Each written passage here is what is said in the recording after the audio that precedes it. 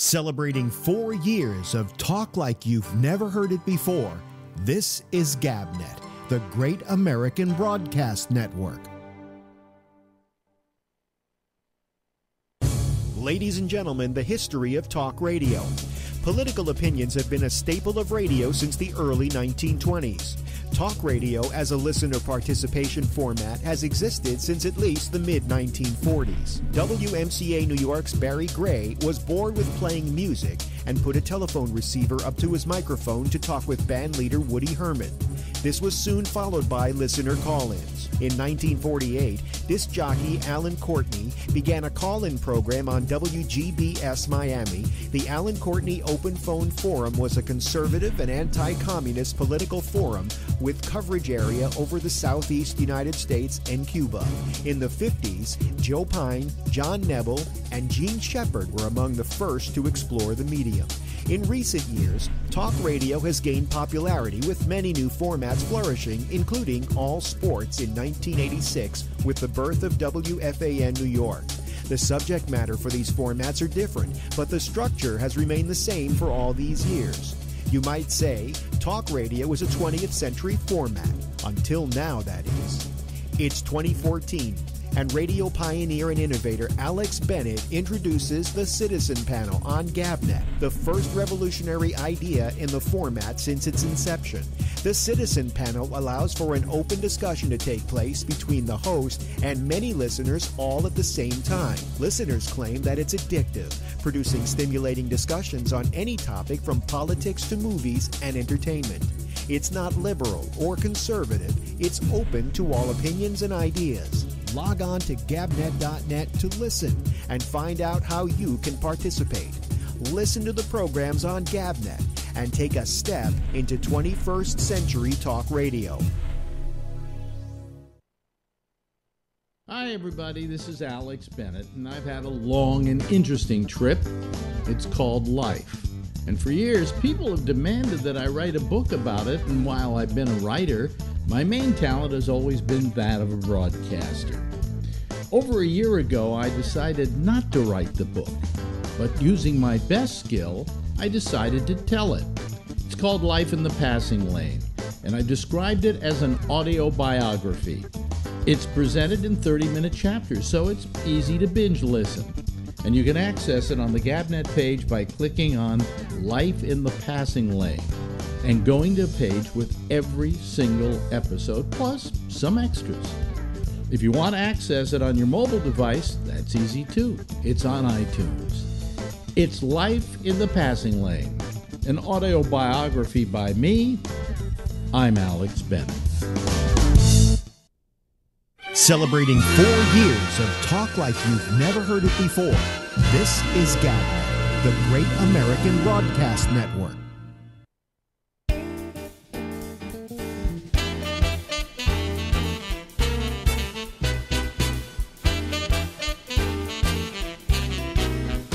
Hey!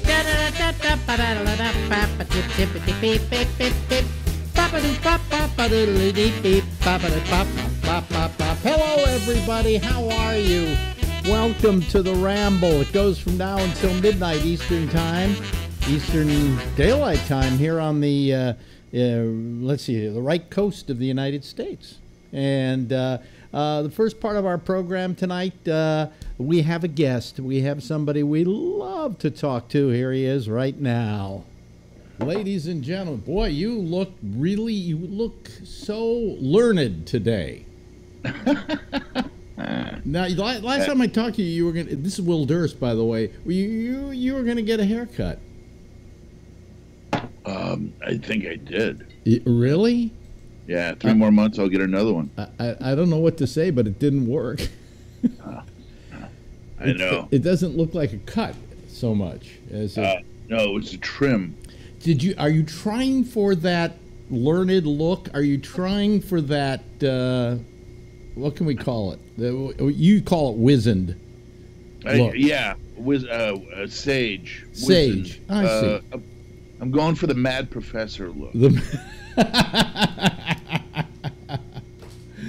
I guess as you get older, I guess you can build a character around that, right? I think you have no choice but to. Well, I guess. What's the phrase? You know, at the age of 50, everybody gets the face they deserve. And we got a couple of years on the 50 there. So. Yeah. So but you're looking good. You're looking happy. Are you? Is your health okay? Everything, yeah. So far, knocking for Micah, everything's good. Yeah, my health's okay. Got a few little problems, but nothing. Yeah. Nothing deadly. Yeah. I keep waiting. I keep saying I keep waiting for that thing that's going to kill me. Right? And I go to the doctor. Hey, your cholesterol's fine. Your heart's fine. Your PSA level's up a little bit. Go see the urologist. I go see the urologist. He said, don't worry about it. Just take another PSA test in a couple of months. Don't worry if you do have a little touch of the cancer, which you get in that part of your body. We just give you hormones. Don't worry about it. Go home. Really? A touch of the cancer now? Well, in the prostate, you can get a touch of the cancer. Yeah. I used to like talk about that with little Richard. It was his excuse for not showing up somewhere. I had a touch of the cancer. Which little Richard? Huh? Which little Richard? Little Richard. Not my little Richard. Richard Penniman. Richard Penniman, yeah. Woo! Yeah. Yeah. I just read that book, Tune In. Yeah. Have you read that? No. About the Beatles' early days? No. Yeah, it's they played with little pages. 800 pages from 58 to 62. Yeah. It ends on December 31st, 1962, just as the Beatles are about to explode. Yeah. It's very interesting. Yeah, and Richard, I guess little Richard was in there because I think they played with him in Berlin or in Hamburg, in the Reaper Botten or the Botter Reapen or whatever that was called. Very good, yeah. All the stuff I remember that I don't need to, and all the stuff I can't remember that I should.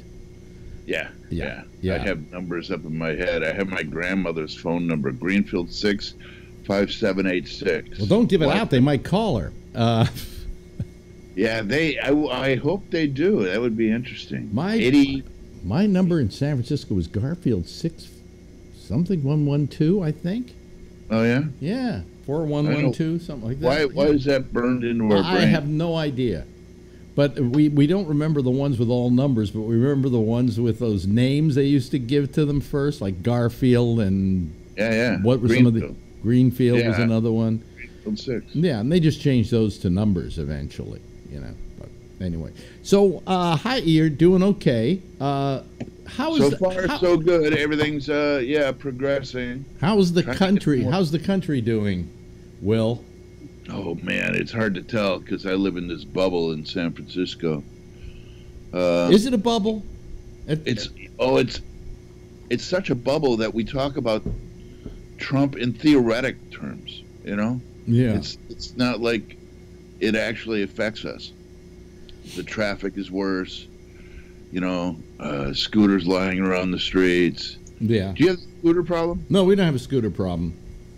No, because in New York, I'll tell you, as full of cars as New York is, the cars that it's full of are Ubers and taxis and things like that. Most of us don't own cars.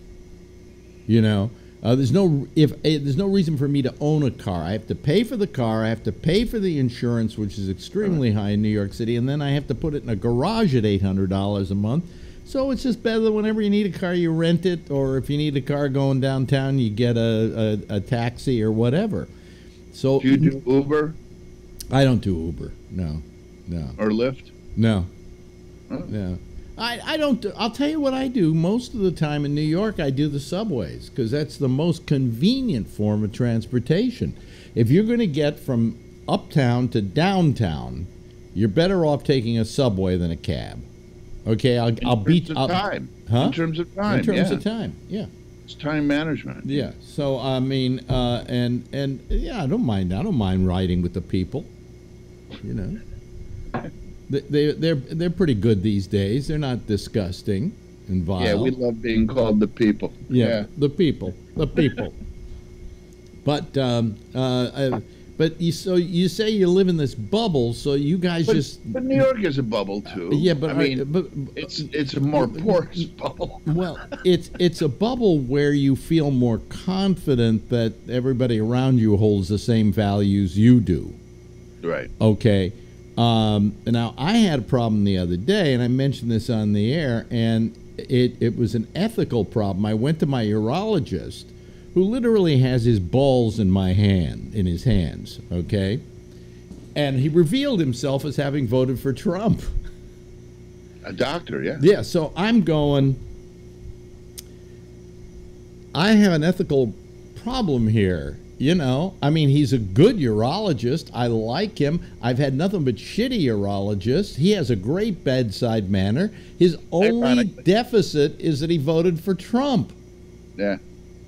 Yeah, because it's all about the money for him. I guess so. Yeah. You know. But then again, he said, well, my taxes have gone up. You know, he said, but I like him. And I didn't say anything. He had his balls in my balls. But I in like his hand. him? Huh? He said, but I like him? Yeah. Yeah. Yeah. Well, there's now, for a New Yorker, I found that unusual.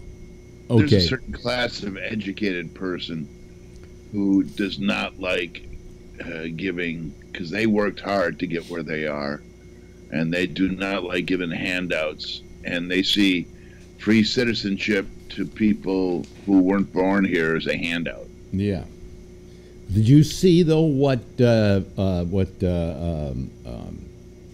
his name?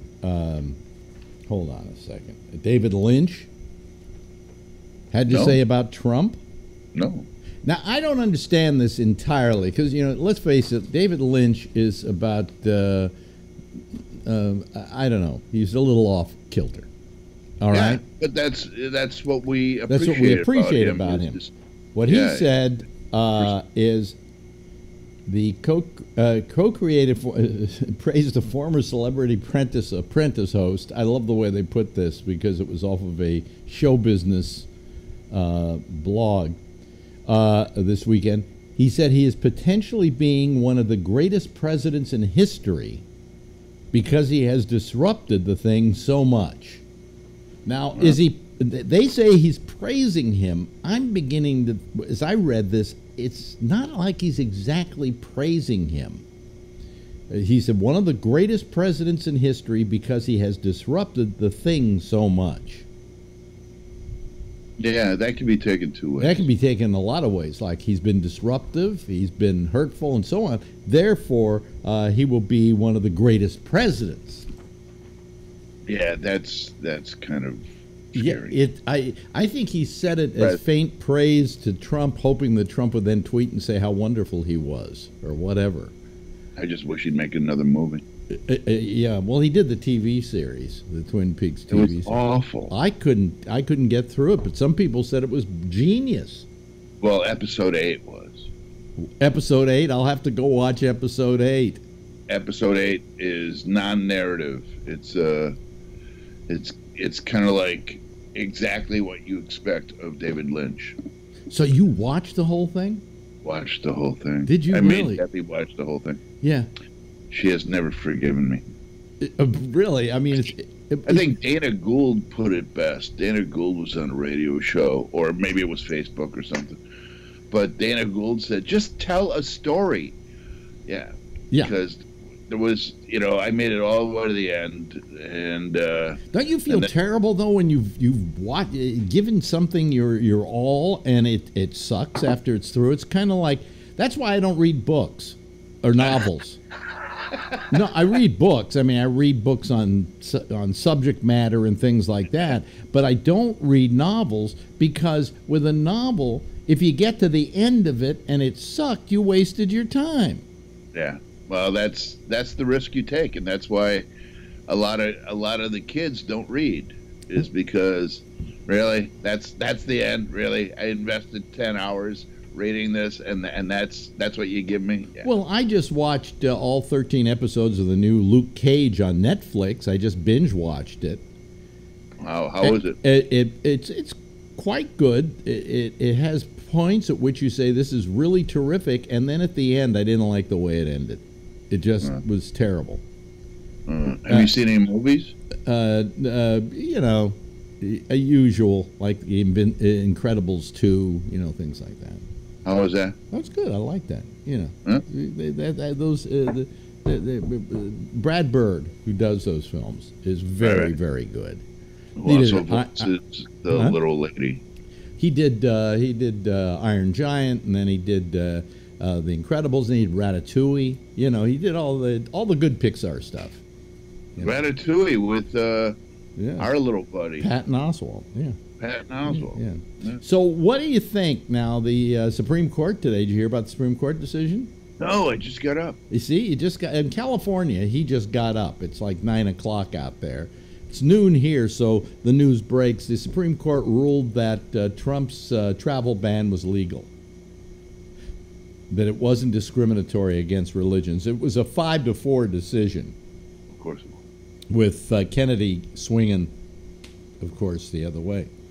So, you know, so now Trump is... As his want. Look for the bragging Trump tweets today about, you know, how much, how right he is in all of this and so on, you know.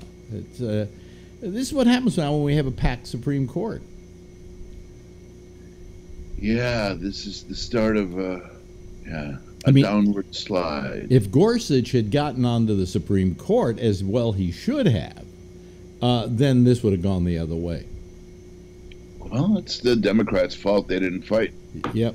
They thought that Hillary would be able to pick her own. I bet you Hillary told them not to fight it because she wanted to pick her own Supreme Court justice. She didn't want to be stuck. I don't know. But they should have fought for every single inch. Yeah. They should not have just given away the seat, which is what they did. Well, they gave away the seat. The only reason the Republicans win anything is because the Democrats are pussies. That's pretty much it. Yeah. And then when liberals do stand up and refuse to serve Sarah Huckabee Sanders, then everybody goes, "Ooh, they're intolerant." Fuck you. Yeah, we're intolerant. Fuck you. Yeah. No, I think they probably should have just said to her that we don't want to serve you because we're concerned about your health. You should lose some weight. Yeah. We're just concerned about her health. We want her to live long and prosper, and she's too fat. Well, now you're opening a can of worms. Well, now people are going to be pissed at me. I'm a fattist, right? But my feeling is, you get fat, you die. Okay, wow. That's it, plain and simple. I'm trying to save your life. Okay. I just told a friend of mine who's going in for a stent and an angioplasty, I said, diet, you fat fuck. You know, because I love this guy and I don't want to see him dead. That's why I want him to diet. No, yeah. Where's the line of demarcation? Well, I drew my line at the sand when I hit 244 pounds, so I took off. When were you 244 pounds? I know, all of a sudden. Well, you know, years pass by, you gain a couple of pounds every year. Before you know it, you're a fat fuck. When were you 244 pounds? Just a while back, about 2 years ago, and then I went on a low carb diet, and I've kept it down around 190 ever since. Yeah. I'm 205. I've been 205 for the last 10 years. Well, you're how tall? 5'9". Yeah, 5'9". See, I'm 6 feet. So, yeah. I'm built like a fire plug. You're 209? 205. 205, yeah. So you're a little overweight there. Yeah. But not so much so. I mean, I lost 55 pounds, and I feel like shit. Anyway. So I'm 205. I'm about 15 pounds overweight, I would say. Yeah. I'd like to get back to my original weight of 6 pounds 7 ounces. That's the old joke. Yeah. I love old jokes. Yeah. So, but would people be able to turn me away from restaurants because I'm overweight? I think, like bars should say, "Hey, you've had too much to drink." Right. They should say to a fat person, "You've had too much to eat." No, I'm serious. This is for health. Because you get a guy who's overweight, eventually his arteries are going to jam, you know? Isn't that free choice, though? Yeah, it's free choice, but it's also my choice to care about them. And Well, not go ahead, care about it, but just don't restrict my rights. No, I'm not going to tell you can't eat. But I mean, Well, that's what you're telling Sarah Huckabee Sanders. Look, let's talk about this Sarah Huckabee Sanders not getting served bullshit. When years ago, and I've told this story before, went to see Peter Cook and Dudley Moore's show, okay, on Broadway. And in the seat in front of me is Henry Kissinger. So at the end of the show, you drove a pencil through his ear. Peter Cook and Dudley Moore came out and said, "Is there a doctor in the house?" You know, and then they said, "Ladies and gentlemen, Dr. Henry Kissinger." And I booed right in back of him, into his ear. Boo. And 4 people jumped me. Really? Yeah. And people said to me, why did you boo him? And I said, because if you remember, the Vietnam War was going on. He's a warmonger. Yeah, nobody in that administration should go anywhere and have the idea that everybody thinks they're wonderful. You know, so there have to be dissenters there. Constant reminder. A constant reminder. And so I think that what they did to Sarah Huckabee Sanders is just desserts. Hey, you're part of this whole thing. And we don't believe in what you're doing, you know, and we're not going to serve you. But what happens when some bakery decides not to bake a cake for a gay different? Wait a minute. A somewhat different thing. I mean, they're 2 different equations. One is a protest against politics, you know, and against your politics. The other is a discrimination because of your sex, creed, whatever. But I would maybe stand by that guy if he really truly had a religious belief that made him not want to make a cake for the gay guys, because they could just go downtown and across town and get a cake made somewhere else. It's not like they couldn't get the cake made, okay? So I think this guy in this particular case, I don't stand by his right. I think he's a bigot, you know. But nevertheless, if he has a religious belief that being gay is an abomination in the eyes of the Lord, then I'll go buy my cake somewhere else. Why do I want to pay you to make my fucking cake? Yeah, why do I want to give you money? Yeah. Exactly. I mean... and you raise your kids in the same kind of a lifestyle. And with Sarah Huckabee Sanders, essentially, they're saying, we don't want your money. She should have shut up about it. Swallowed it and moved on. Well, she was somewhat forgiving of it, you know. You know, I just think that I think they just saved her life. That's my opinion. I would have fed her. I would have stuffed her with every fattening fried chicken. Fried chicken. Just here, try the fried chicken. Here, have some lard. Yeah. It's wafer thin. Yeah, let's. Yeah, fat guy in life from the Monty Python's Meaning of Life. Yeah,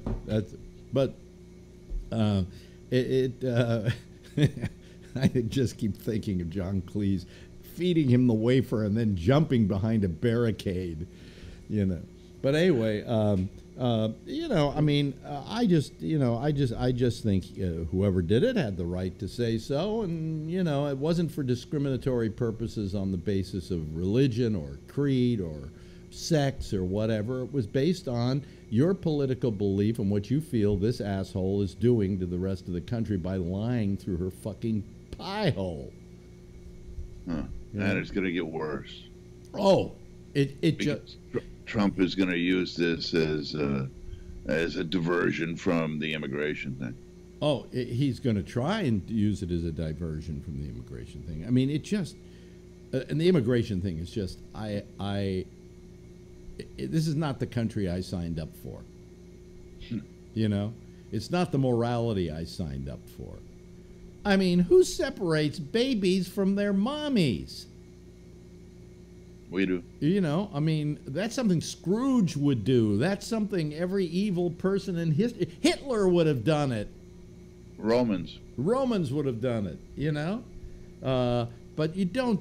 You know, you don't do it in the United States of America. Not with our ethics. And he gives everybody the idea that if you don't have a line in the sand, if you don't have a no-nonsense policy, that there are going to be millions of these people coming over the border, taking your jobs, screwing your wives, you know, whatever. My line is, if you're worried that someone without a third-grade education who can't speak English is going to take your job, maybe immigration isn't your biggest problem. Yeah. So, but I mean, but he is the. I always use the Bell the cat scenario in which the mouse tells the other mice there's a cat outside the mouse hole, and I will put a bell around his neck if you make me king. And so they say, okay, so he takes the bell, he goes outside, there's no cat out there, he rings the bell a couple of times, comes back in and said, I belled the cat, they make him king. Well, this is the bell the cat scenario. You know, it's tell people, play to their biggest fears, and tell them that these people are going to come streaming over the border if you don't have a no-tolerance policy. You know. Yeah, and everybody's jumping on board, too. Mike Huckabee, Sarah's dad. Yeah. He tweeted out a photo of a bunch of MS-13 gang members and said, this is Nancy Pelosi's Take Back the House committee, you know, which was... Oh, really? Is that what... yeah. You know, I you know, there's certain people I remember that I've interviewed that I liked or disliked, and he was one of the ones I liked. I bet. He's got a sense of humor. Yeah, he does, about himself and about everything. So, you know, I like it. I used to be on his radio show when he had a talk show. I was the liberal. I was the pet liberal. You were the pet liberal?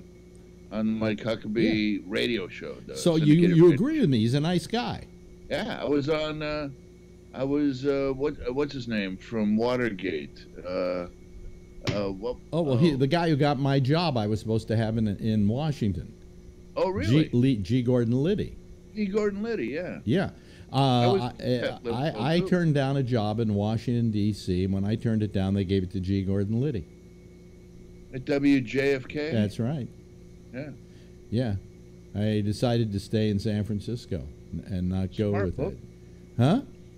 Although he did get syndicated. Yeah, well, no, that was part of my deal. Syndication, about the same money I was making in San Francisco.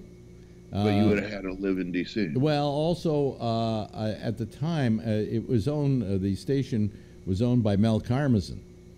And Mel was making the deal with me, and I'd heard so many terrible things about Mel that I didn't trust the deal. They wanted me to quit first because Mel didn't want to steal somebody from somebody, and then they would take me on. And I went, well, what if I quit and then they don't take me on? You know, and I've heard these horrible things about Mel. The only problem was years later, I wound up working for Mel at Sirius, and he was the most wonderful boss I've ever had in my life. He was a wonderfully principled broadcaster who, if he told you, hey, you know, you're going to get this or you're going to get that, he stood by it. He stood by it. And he admired talent. And so that was maybe one of the biggest mistakes I ever made, was not going to WJFK in Washington. Well, it was outside of Washington. Yeah, it was in, somewhere in Virginia. But anyway, so they were going to give me a show there, and I didn't take it. And, you know, I would have been syndicated and everything. So, yeah, that's one of the big mistakes I made in my career. One of the big mistakes. You know? One. The other big mistake was going into radio in the first place. You know.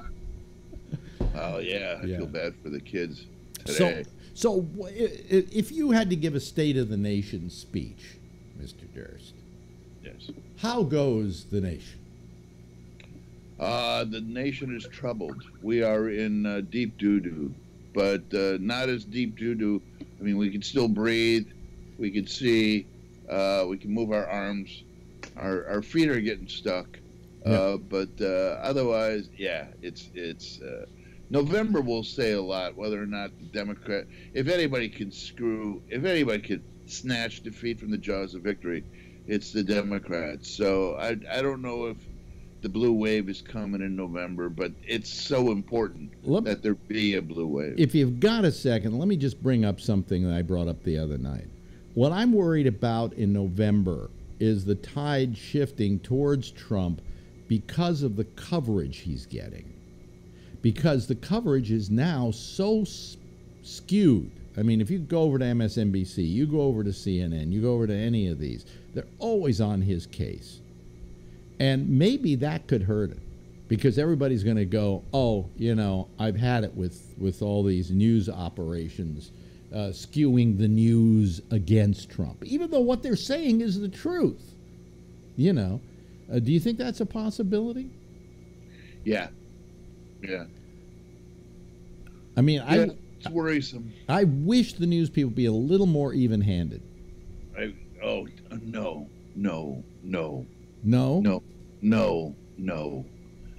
What he is doing is so ludicrous. It is so off. I understand that, but what I'm saying is the problem is he's becoming normalized. Yeah, but that's my other fear, is that when they're constantly going after him, it's setting up a pattern of, okay, he that's okay. Oh, he did that. Oh, we don't. You know, if any other president had done the shit he's done, everybody be apoplectic. Well, people were apoplectic at George W. Bush. Remember, they were screaming on a 1 to 10 scale. They were screaming 8.5. Oh my God, he's taking us to the road to ruin, and he's going to get rid of rights, and so now when they're screaming at Trump, they're screaming at 9.5. But it doesn't seem any louder than the stuff they screamed at Bush.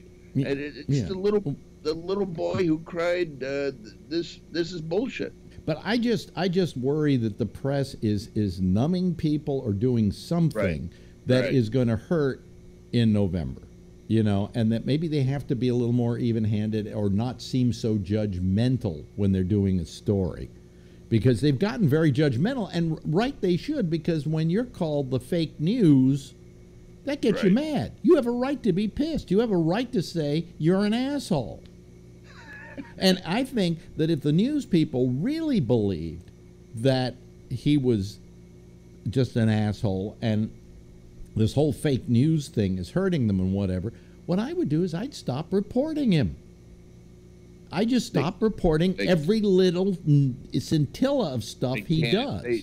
He had a rally in South Carolina last night, and they covered him for an hour live at a rally. Yeah. I mean, Obama never got that kind of coverage. Right. Bush never got that kind of coverage. But I mean, it was like a campaign rally. But if they said, from here on in, we're only going to report the stuff that's important news, you know, that's a change in the seed change or whatever, you know, or something he did today that he signed a bill or whatever, but not report every tweet, not report every little stupid thing he says and does, and you know, an hour of free coverage. He uses that. He uses that. How does he feel, I wonder, about being upstaged by Melania with that jacket of hers? Yeah. I don't really care. Do you? Well, I thought that what it was a teleprompter for Donald. She's the walking teleprompter. Walking teleprompter. Well, hey, listen there, pal. We've gone over our usual time, but it's always a pleasure when I get to talk to the wizened nature of Will Durst. Hey, I'm coming to New York in November, so hopefully we can do this live. Oh, I would love to do that, and also, you know, if you need a place to stay, I've got the Durst suite waiting for you. Gonna take you up on that one of these days. Ladies and gentlemen, he does comedy. It's called political comedy. He's coming to a place near you. That's a threat. Theater near you. Theater near Durst you. It's Will Durst. Goodbye, Will. Bye, Alex. Celebrating 4 years of talk like you've never heard it before, this is GabNet, the Great American Broadcast Network. Ah, what do you know? I forgot to put on my shirt. Where did my shirt go? I can't find my shirt anywhere. I always like to wear the shirt. Damn it.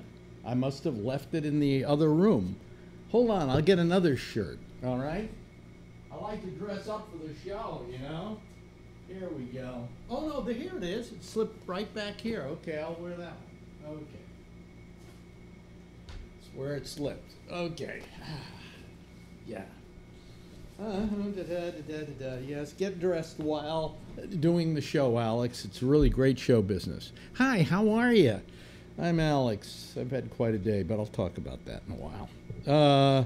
A really interesting day. But what I want to do is I want to close down the music panel here. See, this is stuff that plays music. You know, Celebrating yeah, that kind of stuff, you know. Or, a lot of people say, what's that? hey, It's Pat. Here comes Pat. we haven't done one of those in a while. We better do it before he dies. That was for Pat Robertson. We used to get the quotes of Pat Robertson all the time and find out what he was saying and not saying. But I saw him the other day, and he doesn't look... I better start doing it again because it doesn't look like he's going to last that long. Okay? Anyway, I just signed on here to Skype, and if anybody wants to call me, great. If you want to find out what that's all about, here's how you do it. Go over to gabnet.net, which is very simple to remember, gabnet.net. And over there on the right-hand side of the page, oh, I've got to turn on my... oh, God, I'm getting old. Look at that. I forgot to turn on my... my picture. I wasn't even paying attention to it. Son of a bitch. Well, anyway, who cares? Nobody wants to see me anyway, right? Because it's an ugly vision.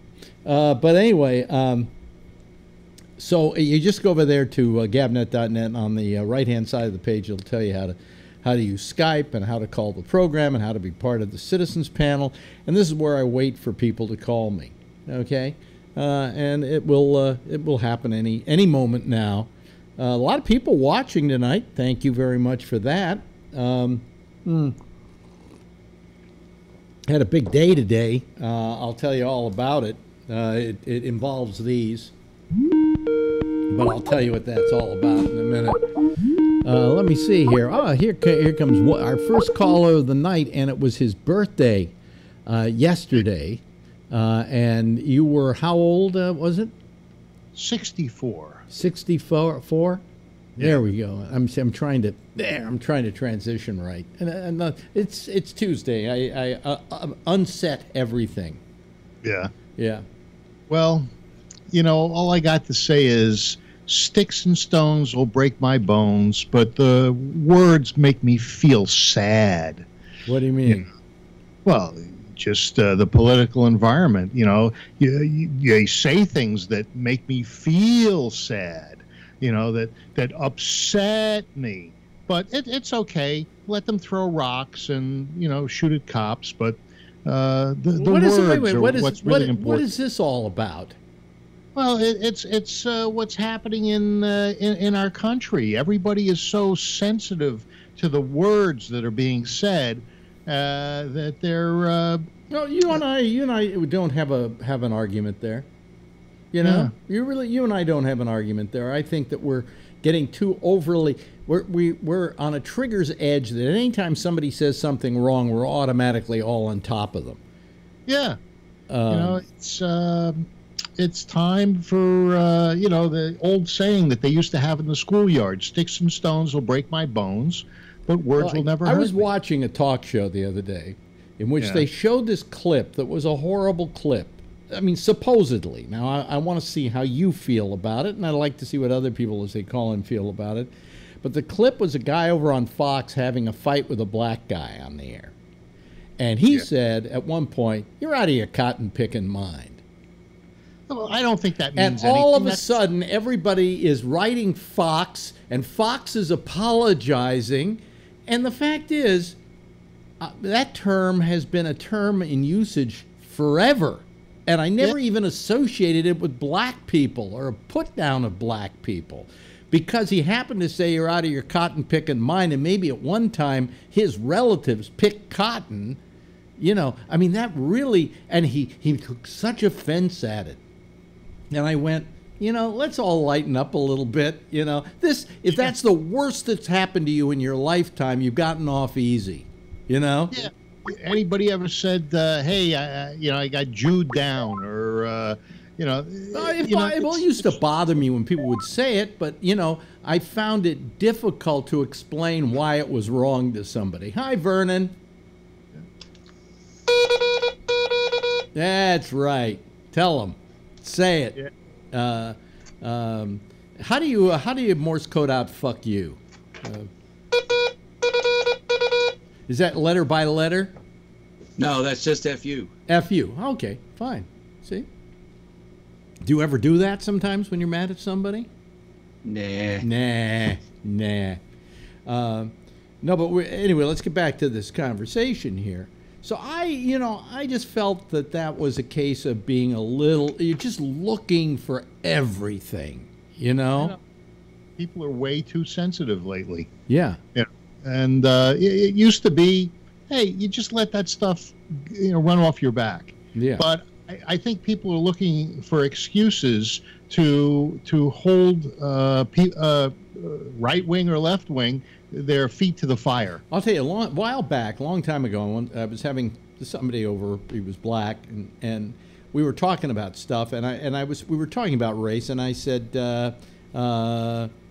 people of color or people who are colored, and what I was referring to was not the colors, as it were, but people of, I didn't want to just limit it to black. I wanted to expand it to people of discernible color. Okay. Right. And he got upset by that.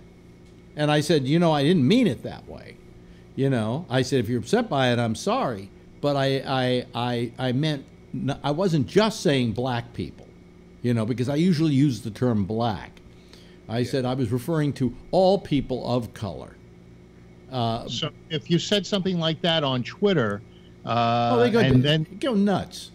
Listen, a couple of weeks ago, I posted a picture I shot of a guy at the corner of 116th and Malcolm X Boulevard, passed out with a empty box of Popeye's chicken, and I wrote the caption, "Nothing like a good meal and then a nice nap," And people were defriending me. They were going ballistic over it. Nobody has a sense of humor anymore. You can't laugh. I didn't mean it. I didn't mean it as humor. I meant it as social comment.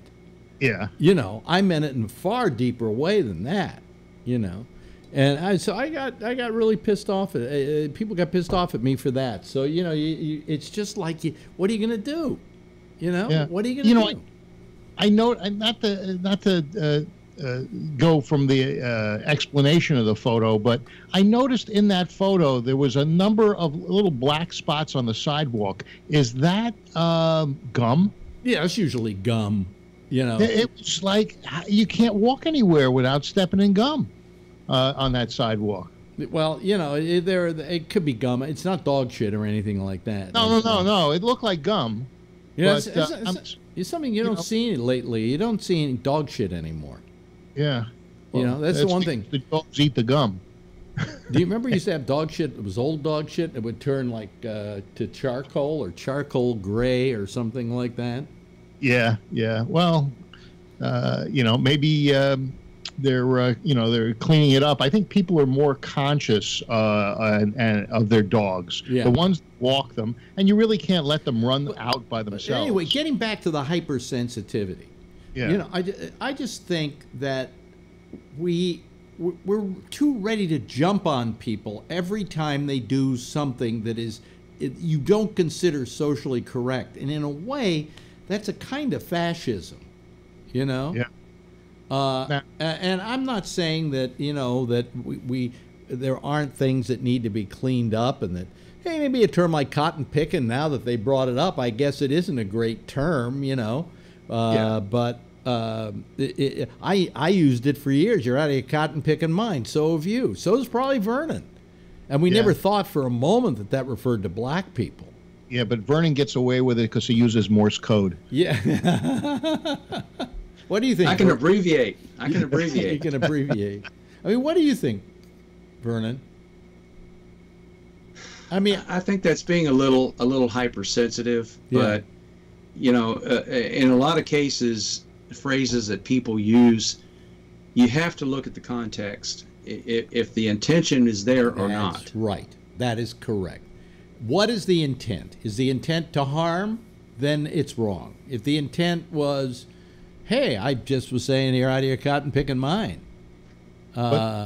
People turn it into that they were harmed. The funny part is, if he had said it to a white guy, which he might have easily said, okay, because no one would think twice about it. Nobody would think twice about it. But because it was a black guy, they went, oh, black guy, cotton picking, oh, you know. Yeah, I agree. People are way too sensitive. And I think that they're looking for anything that they can latch onto. You get a guy like Trump whose vocabulary has got to be really limited to, you know, to the way he explains things. He explains them, he understands it, and I don't think he means anything by it. But when it comes out of his mouth, I think there's a certain kind of ignorance there. You know, it comes out of his mouth, and you know, you can't believe the guy said it. But on the other hand, there's a whole cadre of people that are looking to jump on anything he says. But you know, you could take a look at like the first speech he made when he was going to run for president. That whole thing about they send us their bad people, blah blah blah. You know, and that whole speech. It was racist from the get-go. Well, yes and no. You know, he was. If you think about it as maybe Trump would think about it as an employer. Hey, if I could get people coming into this country that have education, that can add things to the economy, and you know, if they want to come here, they actually contribute instead of just take, then, you know, that's probably where he was coming from. And I don't think it was meant in a racist way. Well, it was meant in a racist way, Phil, because that's been his entire philosophy running for president. He's stirring up people who are racist, who he has given voice to people who have had to stay in the background for a long time. And Trump made it okay to say stuff like that. He's not an intelligent businessman like people think. I don't think Trump is sanctioning racism. I think what happens is that people on the right... No, he's not sanctioning it, Phil. He's encouraging it. No, but I think people... There is a sense of permission. There is a sense of permission, and that's the worst thing you can do, is give people a sense of permission that something's okay to do. But they're assuming that sense of permission. I don't believe that Trump is giving them that sense of permission. You know, and by his acts, he is giving it. Look. I have always felt... Have you ever heard the term dog whistles, Phil? Yeah, and I think it's bullshit. Well, that's part of why you feel the way you do. There are dog whistles out there, and Trump uses them very well. Here's the thing: when I've done radio all these years, I've often said to people, I may have even said it to you on one occasion, that the important part about doing a radio show is that you don't give anybody a sense of permission to act in a certain way, right? And that would be the worst thing I could do. And that's what Trump does. He whether by default or by stupidity, he gives a whole cadre of people out there a sense of permission for their bad behavior. I agree that there are people that interpret what he's saying then you have to be careful about what you say, knowing that. Well, he should be. Yeah. But on the other hand, I think that we're too sensitive to what is being said. And, you know, it's what's important anymore? You know, is it important that you are offended by a word? I don't think so. We got free speech in this country. If we don't like the word, we don't have to listen to the guy. You know? In a sense, Phil, I agree with you. You really shouldn't be as upset about what's being said as we should be about what's happening. what's actually taking place in this country. Did you see the CBO report that came out today? No. The debt in this country hit $21 trillion, and the trend line is that it's highest it's ever been in terms of percentage of GDP since World War II. Yeah. Debt. If you got a 401k, cash it out and put it in gold or something, because it's going to go. The economy's going to go in the tank very soon. Alex doesn't go for this gold, but maybe he should. I have a feeling that there is a bubble that's going to break, but I think that the tide is turning, and that what we're seeing from Trump and what we're seeing, his numbers are coming up. And now there's always going to be the numbers. His numbers are not up in general. His numbers are up with Republicans.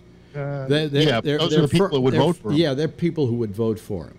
He's still. I wouldn't vote for him. He's still there around. I think he's back down to 41% now. Well, he had a tough week and a half or so over the kids being separated. Now, that isn't you say he had a tough week, but that isn't something he didn't bring on himself. I understand, but that dropped his polls. The Quinnipiac. That has him up, and I think that's these things go up, they go down. The only poll that matters is the one that happens at the polls. And we're going to have to wait and see what happens with all of this. Now, I was talking to Will Durst. Anybody else going to call tonight? I mean, this is a nice conversation we're having, so if you don't want to call, fuck you. I'm here with two of the people I really like, But I mentioned to Durst, and I mentioned somebody else here besides me. I mentioned it the other night. Yeah. That I was worried that the press is getting a little too, I don't want to say one-sided, because that's not the term I'm looking for. But what they're doing is they're giving credence to anything Trump wants to say about the fake news. Because every time you turn on the news, if you turn on MSNBC, you turn on CNN, you turn on even in some cases Fox, and they're bashing Trump. Did you hear the crowd at the South Carolina rally that he had yesterday? Yeah, but they were chanting "fake news, Jim," so against Jim Acosta, who I guess is the White House correspondent for CNN. Oh, jeez!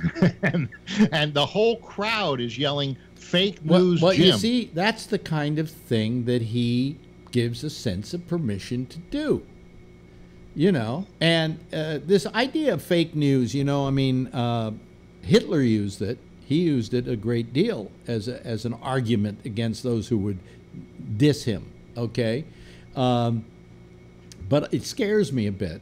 Yeah. But what I said to Durst was, and I've said it on the show before. Okay, so he thinks that it's the fake news. Then fake news, don't report him except when he does something important. Don't report every time he gives a speech somewhere, like in South Carolina, they broadcast it. They never did that with Obama or Bush or anybody. I think also the social media has, you were saying to Durst that, hey, when Clinton said something, there wasn't a whole big upheaval. Yeah. Well, there was no Twitter when. There is a different canvas out there now. Yeah. There's no question about that. But the point is that people are just getting awfully. I think that it gives credence to what they say. About them. Well, you make the example of Hitler. Hitler used certain tactics that have been used for thousands of years. Basically, primarily in advertising. Yeah, well, yeah. Whether it's syllogistic reasoning, whether it's that mass hysteria that he created with the hand in the air. These kinds of things were done even in the Roman times. But let's look at what Hitler did. First of all, he had to find a scapegoat. And Right. who did he pick? Jews.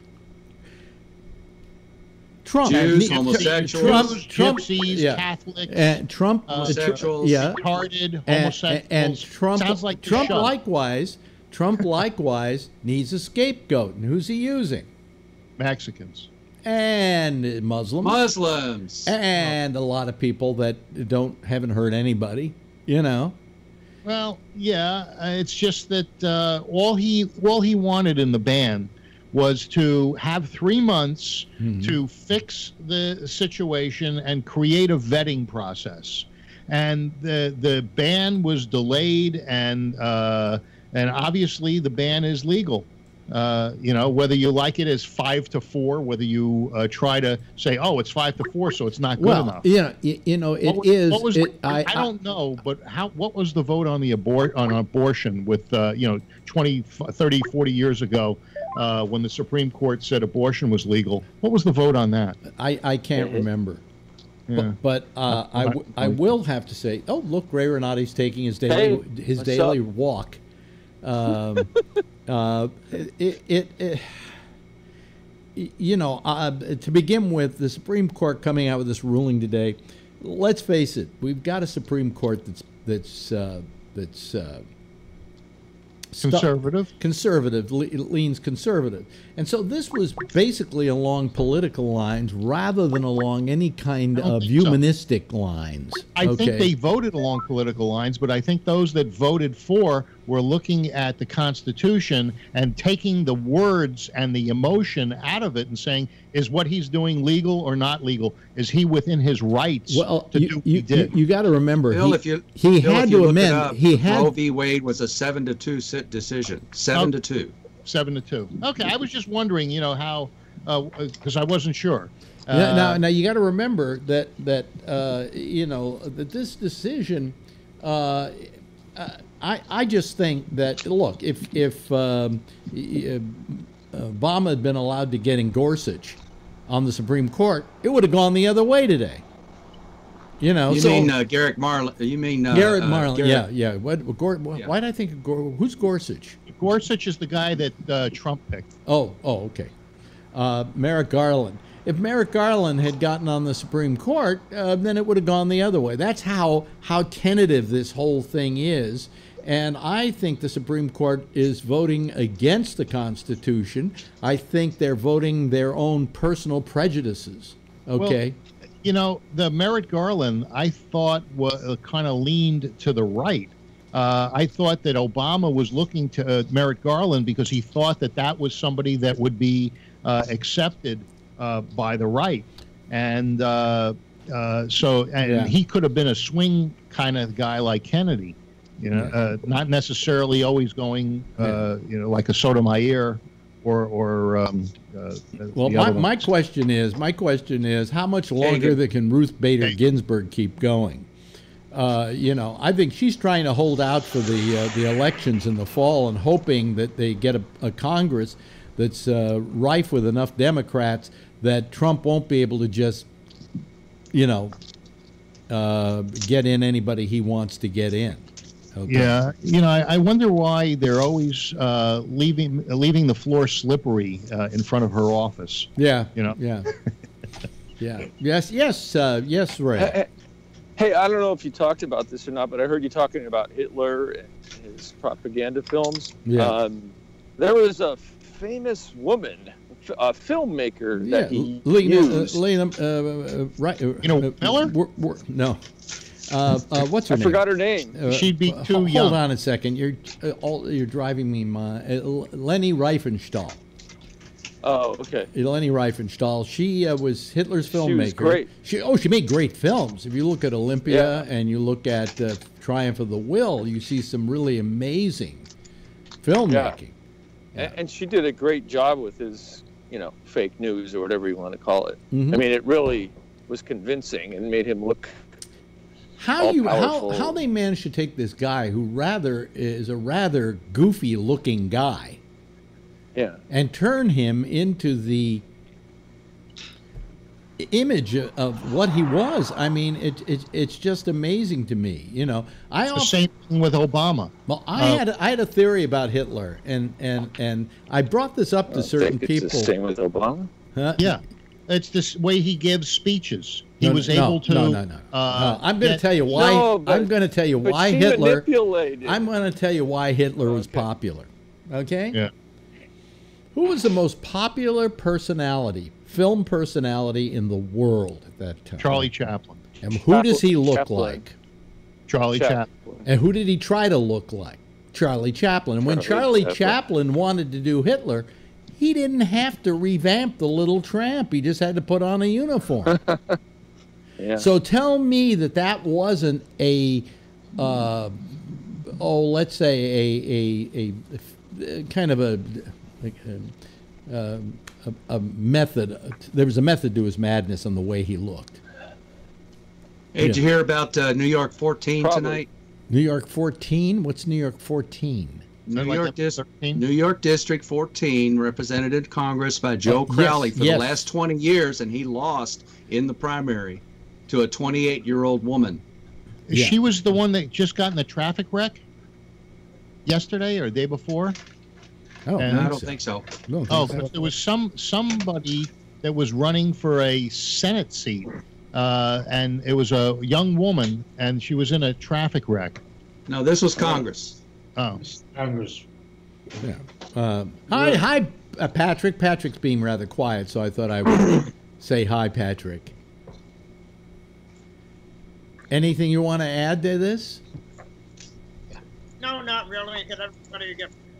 Everybody will get pissed? No, we don't get pissed. Patrick, nobody gets pissed at Patrick. Phil is here to get pissed at. Okay? Yeah. I support the ban. I have no problem with it. I think it's a temporary thing. I think it's a good thing to start vetting so many people that come in. I said it last week. I'm so fucking tired of hearing about how we should never have any standards in our country. But it's okay for Canada, Mexico, Norway, and every other fucking country in the world to decide who they want to come in and who they don't. Yeah. But we can't. So, we do have a vetting process, though. But we have a vetting process now. Right, and it's obviously not strong enough. So, well, the question is, I want to ask, what is the purpose here? I mean, is it a fear of aliens? I mean, the Supreme Court in its ruling stated that this law that he would pass was in an effort to protect America from those who would do it harm. And my thing is, that's exactly what you do to create fear. You create a fear, and then you say, well, I'm the guy who's going to solve it. Okay? You believe in the rule of law? I believe, no, not all the time. Depends on the law. I do. Oh, why? You mean blindly? Blindly you believe in the rule of law? Yeah, that's how society gets along. No. That's how society keeps other people down many times. A lot of the laws in this country for years kept blacks down. Yeah, there are all kinds of unconstitutional laws that were discriminatory and still are. And eventually they go to court and uphold it. It could be 100 years. It could be 100 years. You know how many blacks got lynched in the South before somebody said, "Whoops, this is wrong." It's like Carlin said, there's still guys in hell doing time on the meat wrap, in the Catholic Church. Yeah. Never mind. Yeah. You know, it's like because they ate meat on Fridays. Yeah. Never mind. Certain things take time, but I think that's, with media the way it is, with the way you can communicate with the internet, things that society finds to be all I'm saying is I don't believe in the rule of law. I think there are a lot of laws that have been created from time to time to actually hurt people and to keep people in their place and make it harder for people to do so. A lot of the laws in the South about voting, for instance, those were the laws. Would you have stood up for those laws, Phil? Of course not. Well, but you're saying, but it's the rule. It was the rule of law, Phil. It was a different time. No, Phil. This is a different time too. If you think today is any better than it was back then, you're nuts. It's just a new set of laws that are oppressing people. Marijuana is still a class 1 drug federally. How can it? All the states are breaking the law. Yeah, how can it be oppressing people when it's the citizens of this country that have the rights, and when someone breaks the law to try to Phil, let me call bull fucking shit on you, okay? Yeah. Let me tell me a law that exists for the most part that doesn't protect property and protects people. Oh, well, they're there to protect property. No, but you see, most of the laws are to protect property. Yeah, that's what I said. They're there to protect property. Yeah, well, I don't think laws should protect property. I think it should protect people's rights. I think it should protect them politically. You know, it should protect them religiously. It should protect them in a lot of different ways. But I don't think that that you as a cop, when you were a cop, should have been held with the responsibility of primarily, policing and prosecuting property. Okay, if your property, let's say you're not home, somebody breaks into your apartment and damages your property. That's not what I'm saying, Phil. That's not what I'm saying. I'm saying that the majority of laws are to protect property. Majority of the things the police do is to protect property, not to protect people. Well, no, I think it's for both. No, I don't think so. Well, I don't see where you get your facts on that. Hey, let a cop get killed, and everybody's looking for the killer. Let some black guy get killed in Harlem, and the cops don't care. Well, that's true. There is but that has nothing to do with the law. And what's to say that cop is more important than me? There's nothing. It's just that what happens is there's a camaraderie amongst cops. All I'm saying is you're making my case. You're making my case, Phil. No, let's say you got 2 black guys going to a Starbucks and they get thrown out, and there's a big uproar, and there's millions of dollars in training, and there's all of these things. As well, there should be. But it's okay that Sarah Sanders. Hey, listen, I was very happy today because I was downtown and I had to do something at a store, and they didn't have a bathroom, but they said there's a Starbucks down the street. And I knew I could now walk into that Starbucks and use that bathroom without them saying no. Well, did they say it was okay? All right. Maybe I will. Yeah, check it out. What is it? What is that? Oh, sorry. That's me. No. Ray's got a... Huh? Ray's got a guest. In a public place, I think. He has a guest. He has a guest? Yeah. No. There was just somebody like 20 feet away from me talking. Oh, I see. Okay. Yeah. I'll just turn off my volume. No, that's okay. Anyway. That election I was talking about, Alex, even though it was a Democratic primary, I was kind of happy to see that. And the reason I'm saying that is I think a number of voters in this country are starting to get so fed up with the political environment in Washington, it's starting to look like throw all of them out. Start over. Well, that's kind of what Trump wants. No, Trump wants ass lickers. He wants people that does things the way he wants them done, period. Because that's the only way Trump people appreciates anybody is if they do what he wants them to do, and that's all. And that was his agenda, is to throw the bums out. No, but he didn't throw the bums out. He brought the other bums in.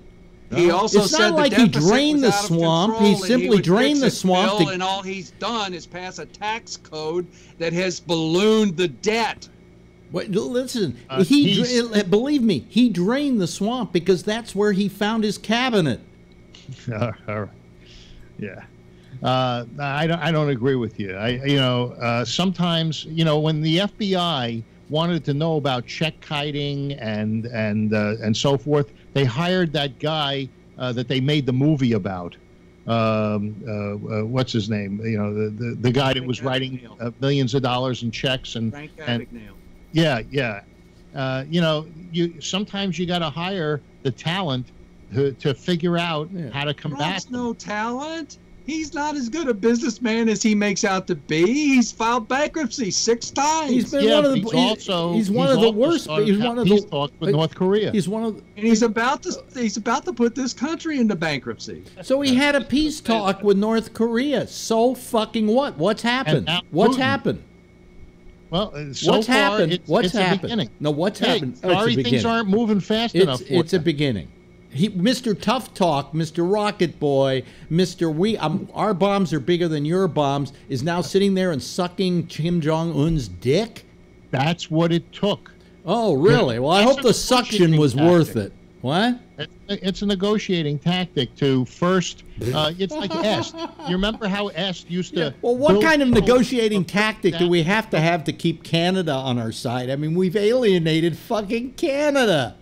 No, they're actually our enemies. They invaded us. Oh, jeez. Burned down our White House. No, they didn't. No, they didn't. That was the British. That was not the Canadians. Well, they liked it. Oh, boy. Oh, boy. We lost Ray. Yeah. Yes, Patrick. We drove Ray away. The Canadian did burn down our White House. Yeah. No, they did attack us, and they defeated us by burning down our White House. So they were our enemies at one point. Yeah, it's true. I don't remember it. I wasn't alive. I think you were. And more than that, I don't. More than that, unlike Trump, I don't hold a grudge. Everybody burns the White House. You can always figure out Trump's motivation by just seeing what did Obama do that he can undo. He has such a hard-on for Obama that he goes to bed every night obsessed with Obama. I want a Nobel Prize just like Obama got. I'm going to undo this because Obama did it. Not thinking for a moment that maybe it was okay, it was good, it worked. No, I don't think it worked because Obama took the debt from 15 trillion, Vern, to 19. Yeah, and Trump has taken it from 19 to what? 21. 21, and he's only been in office how long? Yeah, but year and a half. He was stuck with what did Obama have to do in his first year in office in order to save this country? What was the deficit in Obama's last year, Phil? 18 or 19, I think. That was $400 billion. You know what Trump's debt is for the first year? Over $1 trillion. Well, I don't see how that can happen when when more people are off of food stamps, more people are. You can't cut your way to prosperity, Phil. That's the bullshit that the Republicans have been spinning for decades. You can't cut your way to prosperity. You have to grow yourself to prosperity. The Democrats are cutting spending and raising military spending is not the way to turn the economy around. Well, if you get more people to work, you generate more taxes. When you generate more taxes, you have a smaller deficit. That is Republican thinking, and it's wrong. Oh. It never has. Every time anybody's tried it hasn't worked. Phil. That's because of all the regulations that Obama. No. Regulations have been around forever. I know, but they're getting slashed by Trump. No, regulations have nothing to do with it. Well, he's getting rid of all these. I'm alive today, Phil, because of government regulations. I was in a head-on collision in 2010, and if it hadn't been for the safety requirements that this government put on auto manufacturers with seatbelts and airbags, I'd be dead. Yeah, well, that's a good thing. I'm sorry. I'm glad that you were driving a safe car. Yeah. But if we let business do what they want to do, they'll do what's right. Right, Phil? Well, if people, you remember the Pinto? Do you remember the Pinto? Wait a minute, the car or the bean? The car. Both of them make you. Both of them would make you explode in the rear. So they used to call it the blow-up car. Because you get hit from the rear, blow up. Yeah, but that's what a pinto bean does too. Yeah, but the idea is that people that met all the regulations of the time, but people weren't buying them because they were calling them a blow-up car. Because if you let business do what it does, the people come to realize, hey, this is no good. Yeah, but how many people are dead by that time? They only killed 700. Oh, we only killed 700 people. It's okay, but we learned our lesson. The price was right. Yeah, the price was right. Yes, Patrick. Yeah, I do believe there are some roles for government to have oversight, and safety is one of them. I mean, they tend to do enough tests. I mean, that's what test dummies are for with cars. And, you know, the companies are required to do them. And I think it's the same with testing water, same with testing food, and things like that. There are certain things that the government should have oversight and require businesses to do, because even though I agree with you, Phil, that in the end, the people will likely make the correct decision, like with a Pinto. However, we really don't want to go through 700 lives to get to that point. I'd rather destroy 700 dummies to make the point that, hey, this car isn't safe, or this boat isn't safe, or this water isn't safe. I mean, and it's going to piss animal lovers off too, but tough shit. That's why we have animals in labs as well. So we can test for cancer, and we can test for things like that. Yeah. And it's important to do. So on the whole, I agree government should be hands-off on a lot of things. But when it comes to safety and that stuff, you know what? I don't want to take the risk and leave it up to business, because it takes too damn long, and it's not worth risking lives. Why was the EPA created, Phil? That's what I was just going to say. What about the Why was the EPA created, Phil? It was created because business was dumping all their trash in the rivers and in the air. Right. Exactly. And there are some EPA regulations that are important to protect the environment, but they go too far. I think Ray's at the gym. Yeah, he looked like he was on one of those bicycles. On an exercycle, yeah. I haven't worked out. I didn't work out today, so I'm feeling. Him calling up and doing that makes me feel bad. Like I should have worked out today. But you feel bad? Oh, yeah. Oh. But I had things to do. And can I tell you quickly what we did today? Yeah. So girlfriend has this guy she does business with over at AT&T. So they had a deal. Buy a phone, right? Buy a phone, and for $200, I could get a 256K iPad. How many iPads do you have now? This is I haven't bought one in about 4 years. So you know, I could use a new one. They're faster. Okay.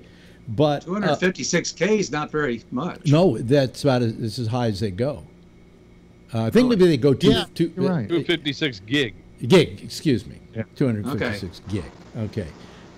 So I got that, and then the phone. I used to pay $500, buy a phone, and then for the next 2 years live up to my obligation, and paid $135 a month in just service fees.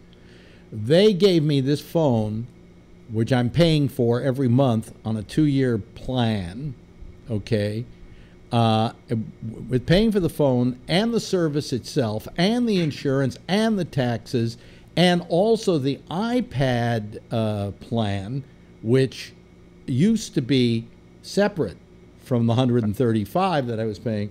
It's all for $150 a month, and if girlfriend and I go on the same plan together, we'll cut our own plans in half. But so I went for it. What the hell, you know? What phone did you get? It's an iPhone X. Oh, you mean the one that you don't like? Well, I knew that was not when you had to pay $1,000 for it, but I'm paying the $1,000 now over 2 years. And I paid $1,300 for this one. You paid $1,300? It's the 256. This is a 256. Yeah. Yeah. Well, came from Verizon. They took me. No, well, anyway, so I've got this now, and the face recognition is interesting. Yeah. Because, I mean, Samsung had face recognition years ago because Albert used to say to me, look what my phone can do, and then he would look at his phone and it would turn on, right? But I came in tonight, and I came into this room, and the lights were off. And I said, I wonder if it's going to, if it's going to recognize me. And sure enough, I guess just from the light in the phone, it automatically saw who I was. So, now what happened to it? I want to tell you something about my iPhone 10. Yeah. It came with this protective screen. I have it. I have it on it. Yeah. And the other day, I noticed that there was a chip in the screen, and there was a crack all the way across it. So I didn't realize there was a protective screen on it. Yeah. So I started playing around with it, and I peeled off the protective screen, and the screen of the iPhone was perfect. Yeah. So Sunday, I went over to the Apple store, and for $40, they put a new screen on. Yep. And the way they do it, it was perfect. They got a little machine. Mm-hmm. But I swear by these protective phone screens now. I got the phone screen myself, but he put it on a little off. It's just a little bit off, so I may take it back and have him re-put it on. I think they just slide right off, right? They just come. I'm not sure. When you took Belkin one, what? A Belkin brand, yeah. They actually had a machine, and there was plastic in there, and they pull it out, and it was perfect. Yeah, but anyway, so I got it with that. And I got it also on this iPad screen as well. So, and then I just came home and I just said restore to both these machines, and before I knew it, I was up and running.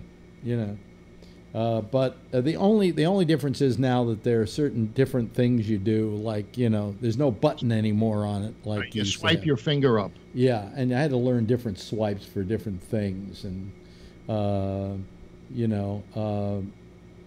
So now you've joined the elite of the iPhone 10s, and you can't make fun of mine anymore. Yeah, well, it's supposedly it's okay. It takes nice pictures, and it's but I waited for the right deal, and plus I can next year, if I want to at this time, get a new phone, be upgraded to the newest phone. I can get upgraded every year. I just keep paying for another 2 years after that, but I can upgrade every year. The next phone to come out is the iPhone 9. Mm-hmm. They already got an 8. Yeah. So if you get the 9, is it really an upgrade to go from the 10 to the 9? What? Go from the next number on iPhones to come out is the iPhone 9. They got the 8, so the next one's going to be the 9. And now, if you upgrade to a 9 from a 10, is that really an upgrade? If you go up, I don't know what they're going to do with the 10. They're probably going to call it the 10 Plus or the 10 something, but it's going to be very hard for them to come out with an Apple 9 and say, this is the new phone. Yeah. Supposedly the 9 will have a lot of the features like the facial recognition and so on. But the only thing I'm wondering is... Side to that. When it comes to paying in a cab and I have to hold this up to a thing, will it see my face on Apple Pay? I don't know. Yeah, so I don't know. It's supposed to. Yeah, but anyway, so this is new toys, and I'm paying $15 less a month for my service overall. My monthly charges, it used to be $135 plus $30, and now it's going to be $150. So. I guess they can't thank you for your service anymore. No, less, yeah, right. So anyway, yes, Jeff. Did anybody discuss the Harley, the motorcycle from? Harley, not yet. Oh yeah, Harley is leaving the country. Am I correct about that? No. Part of it's going to leave the country. Yeah, there's our boy Kevin. Yeah. Kevin, pull your shirt up a little higher. Yeah. Oh, got a job. Yeah. So anyway, the question is, they're thinking of building some of them over in Europe, right? So they won't have to pay the tariffs, and they won't be... The ones that are going to be sold in Europe are going to be built in Europe.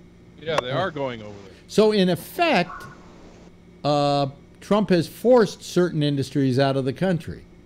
No, probably the tariff stance is so great that they have to build it over there. The same thing BMW, Volkswagen, and Toyota are doing in this country. Yes, it's $100. Harley has gone. What, they closed the plant in Pittsburgh. Well, somebody's got a hissy sound, and I think it's. Could you mute your phone, Ray? Too. Yeah, Ray. That was Ray. Yeah. What were you saying, Vernon? Say that again. That's Ray with the hiss. Yeah, it's Ray. Okay, with I'm the trying hiss. to turn off. Yeah. Might have been my fan. There we go. And just jump in when you want to talk, or when you run out of breath. Let me see here. Where were we? Harley Davidson. All I'm saying is this is the first example of a company sending some of their business across the pond to not get hit by the tariffs, because they specifically targeted, I think, Harley Davidson, didn't they? Yeah, because, well, not specifically, but that's their decision, their business decision. No, but I'm saying Harley Davidson. I think there was one. Harley Davidson was being banned by certain countries because of it's a distinct American product. I was in a Harley store in Paris, in the Bastille area, to buy a T-shirt, a Harley T-shirt. Yeah, and I noticed that the Harleys, the prices were much higher in France than they were in the States. I don't know if it's because I would assume that there's a tariff. I owned a French car at one time, and this car had an American engine. Yeah. And they used to pay a tax to get the American engine to France, do whatever they did to it, make it in the car, and then send it back to the United States. And they were paying like double tariffs, and that was in 1960 when my car was made. Wow! But they're paying a 6% now, and it's going to go up to 31% to get the Harleys over there. So what they're doing is taking it over there to build it there to avoid that 31% increase. Well, that would make sense. Patrick? That's why it's a business decision by him. Right, but Trump's threat was if you bring those products back to this country, he was going to put a big tariff on it. Yes, Patrick. Right. But I don't think it had anything to do with whether it's an American item or not. It had to do with the cost of steel. And like Kevin was saying, building them over there makes it cheaper. It had not. They weren't banning them or trying to outlaw them or whatever in Europe. It was a matter of cost building them. And Harley Davidson had specifically said it was the cost of steel and aluminum that was going to make them cost more over in Europe. And it's something like $2,200 more per bike was going to be cost. So it was a business decision made by Harley Davidson to build them over there for the European market, and they'll still build them here. The other thing that you have to take into consideration is everybody on this panel is about the last grouping of people that would ride a Harley, because most younger people, millennials and younger, they don't have any desire for Harley Davidson, whether it be by name or even crotch rockets. I mean, motorcycles in general are going out of vogue, and I see younger people, like in the Milwaukee area, riding mopeds and those scooters versus motorcycles. Everybody on a motorcycle looked like everybody on the panel. By the way, I've been told, Ray Renati wrote and said his signal is too weak inside the gym, so he's just going to watch. Right, Ray? I guess. Okay. Anyway, in San Francisco, supposedly they're having an infestation of mopeds.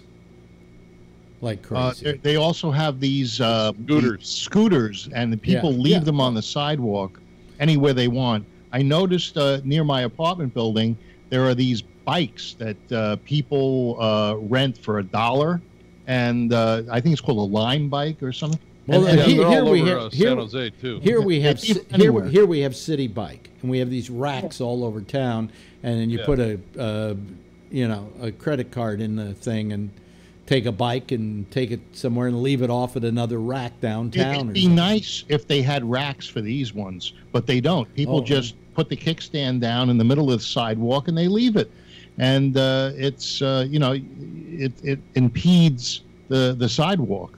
I'll tell you what though. I'll tell you, the fact is that these the latest plan that I heard is somebody is proposing here in New York that they do the same thing with small cars.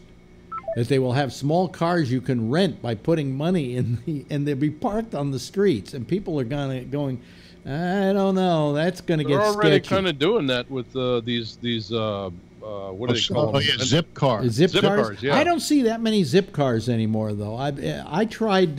I signed up for Zipcar once, and the whole thing was so, I don't know, difficult in handling.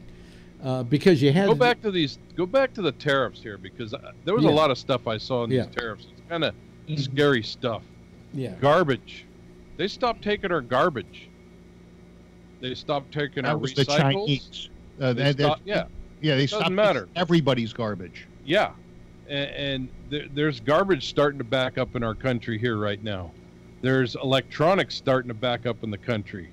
There's a lot of shit that's starting to back up in our country right now because of these tariffs. And it's going to get ugly here pretty quick.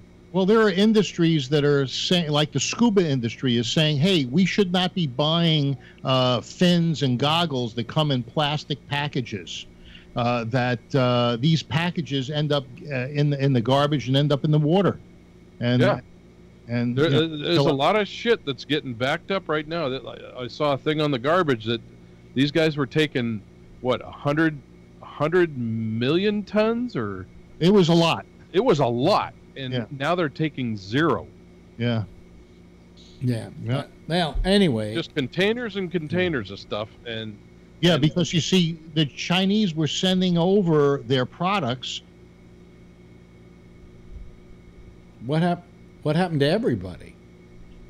Oh, there they are. For some reason, Skype froze for a moment there. Now it's freezing. Some of it's freezing again, but Jeff's okay. Are you okay, Phil? Yeah, you're fine. Yeah. Everybody's fine now. It was like this momentary freeze on Skype. I thought it was just me. I've never seen that before. I never seen it before and seen it come back. So congratulations to Skype. Usually I'd have to. Do we want to talk about garbage, or no? I want to talk. I'll talk about garbage. Let's talk about the elephant in the room, Sarah Huckabee Sanders. I thought she was quite classy in the way she handled herself. Oh yeah. Yes, Patrick. I have absolutely no problem with what happened to her, so long as when it happened to a Democrat, that the Democrats don't say a word. And everybody is on a solid, level playing field that everybody can get kicked out of every place for any fucking belief they have, whether they're gay, whether they're black, whether they're Jewish, whether they're Catholic, whether they're disabled. I think it's wonderful.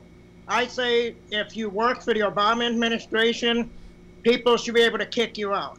You work for the Trump administration, kick you out. Maxine Waters, because that wig looked fake as shit, kick her. Yeah, that's right. And for her,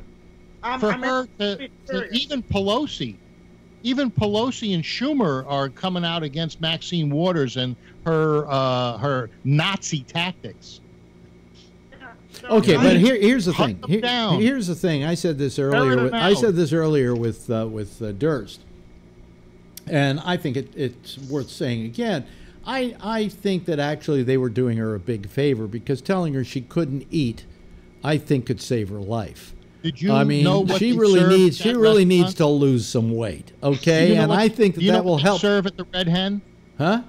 I believe the Red Hen is an organic a restaurant that serves healthy food. Oh, well, and damn it, if I were her, I wouldn't even want to eat in that shitty place. Well, you know? Yeah, well, you know what organic food is? It grows in dirt. Okay, yeah. So well, it's fresh dirt. Yeah, I felt about Sarah Huckabee Sanders, and I mean, she just got up and walked out. She didn't make a big deal out of it, and I think who made a big deal out of it were people who saw it happen. But the staff followed her to the next place. Well, the thing is, what I'm saying is that it's one thing to not serve them, but the staff followed her. See, I had to harass. I had a funny, take on that whole, gay cake deal. That if I were gay and the guy said he didn't want to bake me a cake because I was gay and I was having a gay wedding, then I would just tell him to go fuck himself, turn around, walk out, go down the street and buy a cake from somebody else. But instead, what happens when you send? But instead, this became a big deal, and it almost makes me think that it was kind of a setup. That they knew this guy wouldn't bake a cake for gay people, so they went and did it, so they could then have a case to take to the Supreme Court. If you send food back in a restaurant, what can they do when they bring it back out? What do you mean? They spit the food. Oh yeah. I mean, I always worried about that. Cake and you don't like the, you don't like the gay thing. That ain't frosting on that ain't frosting on your cake. You need this white frosting over here. Yeah. I just. I got the frosting for you. Here's your doggy bag. I think they had the right to tell her we don't want to serve you. Because just like I booed Henry Kissinger in a theater once because I felt that these people shouldn't go anywhere without knowing that there are people who don't like what they're doing. Okay, no, I think they shouldn't. They shouldn't go places and think they've got a free pass. That they have to live.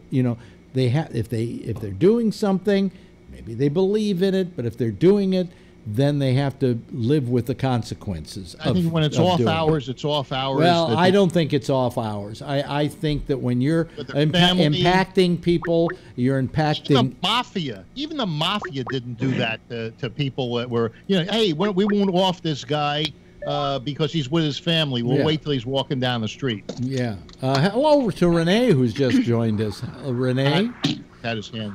Yes. And can you guys see me? No, not yet. No. We still see an eagle. Tell me when that's going to happen. Okay. No. Yes, Jeff, you have your hand up. Oh, it was Patrick. Patrick was there.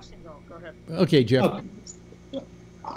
Phil, we're listening to you, even though you're obnoxious sometimes, and we accept that, even though it's late times. That's because I know, but that's because Alex is a different kind of lefty. He really doesn't want to just hear from the choir. He wants all points of view, and I think that's what makes him unique.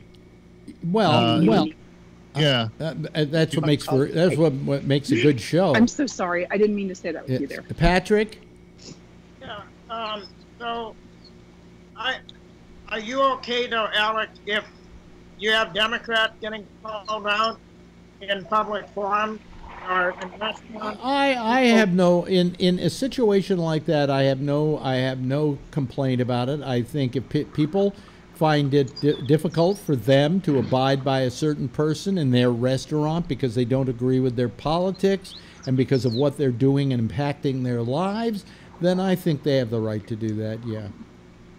Whether they're Democrat or Republican, but they probably be Republican because Democrats don't do that. Oh, of course not. No, they only do it to Republicans. Yeah, that's right. Yeah.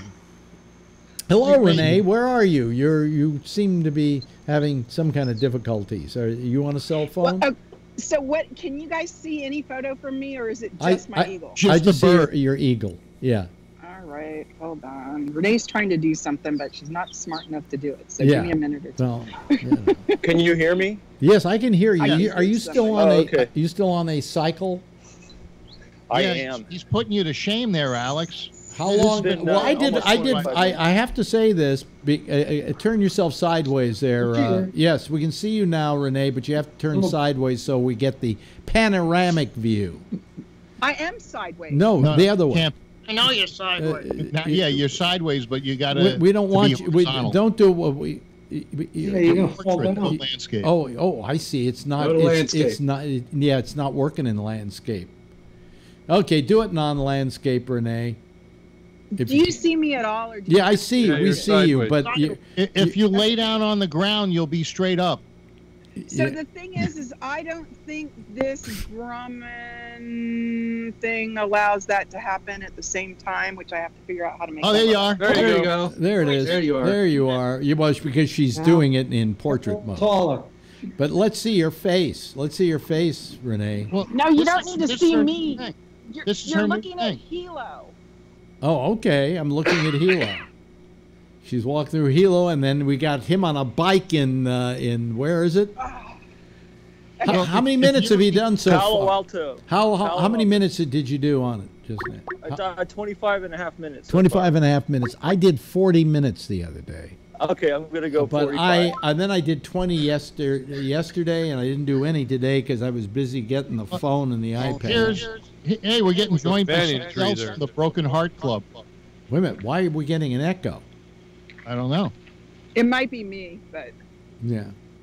But anyway, so we're anybody see the cruise ship all the way over there? No, but do yourself in portrait mode because we can't. It's not working in Sideways landscape. Again. There you go. There we go. That's just a stupid statement. Okay, we've just been joined by Jack Bishop. Hello, Jack. Good evening, good evening, and good evening. Yes. I was just wondering, why do we think that politicians should not have to encounter people who oppose them? I didn't say that. I didn't say you did I? Their private lives and with their family. Wait a minute. You have no private life once you step into the public eye. I don't agree with you. Good. We disagree. You want to fight about it? Jump ball. I'm getting my stint on the 5th of July. I'll fight with you on the 6th. Oh. Well, yeah, good. You had to go first. Good. He's getting a stint. Yeah. Yeah. I'm gonna do a stint. No, what did the doctors say about your heart after you took all those? Oh, I have a moderate blockage, and they think that it's somewhere up that the heart has like these 3 areas where the blood goes. They think one of them's moderately blocked. Didn't we learn there's more than 5 of those? Yeah, but they go in different directions. Oh, wait a minute. Now we have a couple of people who are heart experts. Heart experts. Jack and Jeff. Jack is better. Huh? Yeah. They told me I was going to get a stent. Yeah. I had moderate blockage. When they got in there, they found out that I was 70% clogged in all 4 arteries. Oh, well, that's going to that makes Phil feel just great. That's what I'm afraid of, actually. Well, no, it's nothing to be afraid of. Well, one way they crack you, and the other way they just go up your wrist. Yes, I was cracked and spread open like a Thanksgiving turkey. Yeah. But given the choice between what they told me could have happened, I was grateful, man. Yeah. You don't want to be walking down the street and die like I came close to doing, they told me. Well, they felt that based on my treadmill that they think it's moderate, but so what they're going to do is they go in with the catheter in your wrist, right? And they go up to the heart, and they put some dye in there. Yeah. And then they said there's a balloon and a stent that they can do at the same time. It's called a stent, Phil. It's called a stent. Yeah. Well, it's a nuclear thing, and nuclear. Oh, by the way, Renee. Nuclear. It's a heart thing. Renee's in the car right now. 6 weeks before I had all that done to me, I passed a heart stress test. Really? Will you stop this? You're going to make him feel horrible. Jack. Well, just before I had a stress test and I passed it, and hey, when I had the stent, it turned out to be a quadruple collapse of my innards or whatever. Yeah. Well, you know, he's a strong Trump supporter. He can handle it. Yeah, well, I can handle the stent. He's got Trump care, which means go ahead and die as quick as you can. Yeah. Well, you know, I'm resigned to the stent. Matter of fact, I'm kind of looking forward to it. Well, I was resigned to the stent too. I mean, put it this way: when they told me you're going to get a stent, I said, "Well, hey, you know, I was 64 years old." I said, "That's a gold card for a guy my age." Right. And the funny thing is, I'm 64 also. Yeah. You know? Well, my heart is as sound as a dollar. So well, they said my heart was extremely strong. That I had no heart and no lung issues other than this moderate blockage. Well, I wish you well, my friend. Well, I have a mild aortic stenosis, which has not changed 1 degree or something in like 4 years, which is minor. He said you'd have to go, at a 12, you'd have to go to a 50 before we even worry. So it's just a normal thing that happens as you get older. But outside of that, he said, you know, my whole heart system is fine, you know, and he's a cardiologist. Yeah. You know. Well, I went to the cardiologist. I picked this one because the appointment time was the one I needed. Yeah. Yeah. By the way, let me ask Ray a question there. Ray, how many minutes you up to now? Must be at least 30. How many minutes you up to, Ray? I can't hear. We can't hear you. You'd have to. You're on mute. Mute. Yeah. Well, I'd say he's up to about 30 now. Use your Alex, fingers. sorry. Yeah. I'm at 31 minutes and 20 seconds. And what kind of thing do you have on there? Is it random or is it? Oh, it's a Garmin. No. What's the thing? What's the thing? Like you press like what program you want on the cycle? Oh no, I'm like on a Schwinn spinning bike, just a regular bike. Oh, I see. It doesn't have that. Yeah. Old school. I just do whatever I want. Oh, I see. Okay, I put mine on random and then I sit there and just pant. Yeah, this is just this is more like a regular bicycle. Let my heart start pounding like a little gerbil, you know. Yeah. Yes, Jeff. No, I normally set mine when I work out is up to 3 angles. Is that it? Mm-hmm. What they call? Is that for the running thing? Yeah. Yeah, I don't do a treadmill. No, you don't? Nah, because I figure if I you know what? If I slow down, I could fall. What? The elliptical.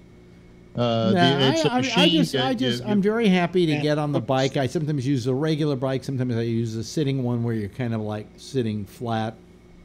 And I only did 20 minutes the other day, and I may only do 20 minutes again tomorrow. I've been pushing myself more than I want to. You know, I don't want to get bored with doing it. Well, I think the bicycle is tougher on your knees than the elliptical. Yeah, but my knees are fine. I have no problem. Oh man, the elliptical's way worse on my knees. Yeah. For me, the bike's way easier. Yeah. The bike's way easier on my knees. Well, at least we've just gone from discussing bad health to discussing good health. So that's a step forward for this program.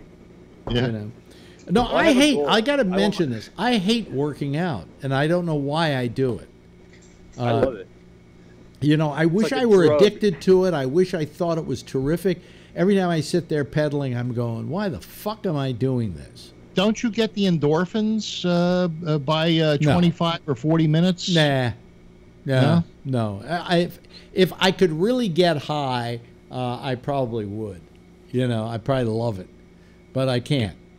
You know, so you know, I mean, I'm not trying to do anything except just give myself a little exercise. But I'll tell you, on the days now that I don't work out, I take a walk. You know, I take a decent sized walk, a couple of miles, you know.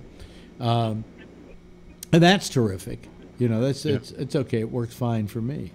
So I don't know, you know, it's but tomorrow I may not be able to work out again. So because I got Alex, things I have to do. When you get over 65, walking's the best exercise you can do. Yeah, but I've got these feet problems now too. So, but I'm going to the neurologist, who will tell me it's a nerve in your back or something, pinched nerve, and then he's going to tell me I have to have an MRI, but I can't do an MRI. Why not? I panic. Claustrophobic. I have morbid claustrophobia. And I know I have it.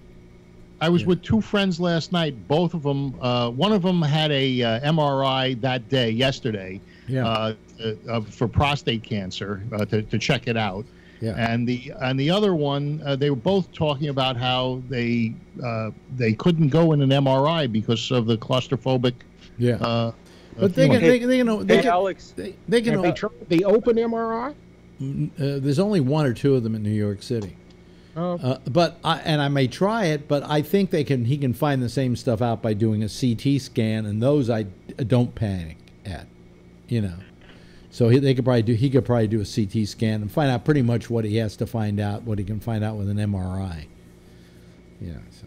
Yeah. Or I'm just going to refuse. Is this? Wait a minute. Is the CT scan for bones, or is it for muscle and things like that? It can do muscles and stuff. What, Jeff? Do you know about this? Sure. I've never used it that much, so I don't know everything about it. But I think it can do lots of things. Yeah, really? when I had my kidney stones, they did a CT scan. It does everything. They shot me. What'd you say, Kevin? It does everything? Yeah. Yep. Yeah. So. When they wanted to see if I had bone cancer, they used a CT scan on me and put some sort of radioactive dye in my. Yeah, they do. Yeah. Yes, Ray. I just wanted to say, the MRI is open at the head usually, and the first time I went in, I was panicked. I didn't realize it was totally open behind me, and the next time they just gave me like a short-acting benzo, like a half of one, and all my panic went away.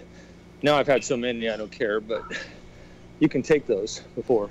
Well, I don't want anything. I don't want to be in that thing, Oh, okay. It's just the idea panics me. Now, if I know my head is out, say from my shoulders up, I could probably live with that. Oh, okay. That I could live with.